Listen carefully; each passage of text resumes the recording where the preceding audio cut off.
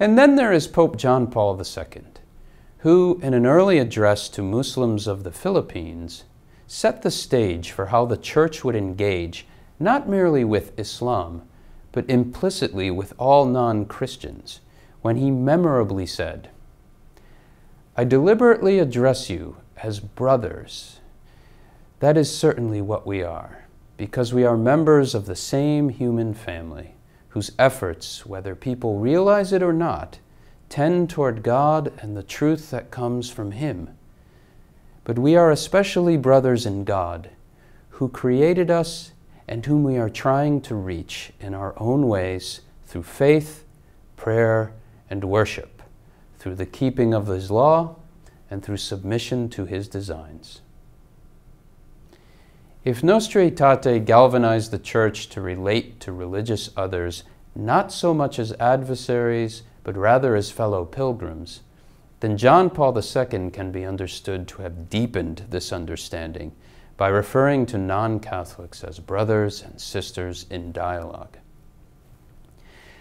Let us listen further to the words of this great Pope, who, in an address to representatives of the Muslims of Belgium in 1985, laid out a vision of relating with Muslims that touches on all the central features of dialogue that are normative today. The Pope said, "As Christians and Muslims, we encounter one another in faith in the one God, our Creator and Guide, our just and merciful Judge. In our daily lives, we strive to put into practice God's will according to the teaching of our respective scriptures. We believe that God transcends our thoughts and our universe, and that His loving presence accompanies us throughout each day. In prayer, we place ourselves in the presence of God to offer Him our worship and thanksgiving, to ask forgiveness for our faults, and to seek His help and blessing.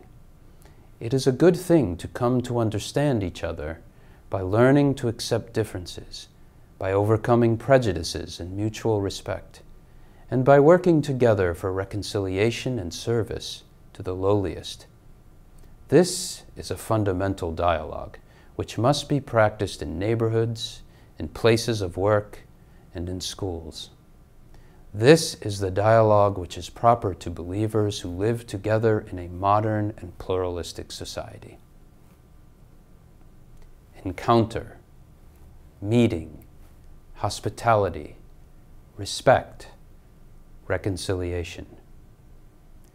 These basic categories define dialogue for us, and they frame how this Pope in particular understood and sought to model the Church's relationship with all the religious traditions mentioned in Nostra Aetate. It is no secret, then, that leaders around the world respected this Pope and admired him for his great integrity and authenticity, qualities, as we all know, that made a positive impact not only on our relationships with leaders and members of other religious traditions, but more broadly on world history. And yet, with respect to the rudiments of interreligious dialogue, there is a profound simplicity in his teaching and example that basically calls us to, as I mentioned earlier, listen with patience, welcome with love, and collaborate for the welfare of others, as the Pope implied at the close of his pontificate when he said, "Interreligious dialogue is most effective when it springs from the experience of living with each other from day to day within the same community and culture. As members of the one human family and as believers, we have obligations to the common good, to justice, and to solidarity. Interreligious dialogue will lead to many forms of cooperation, especially in responding to the duty to care for the poor and weak. These are the signs that our worship of God is genuine."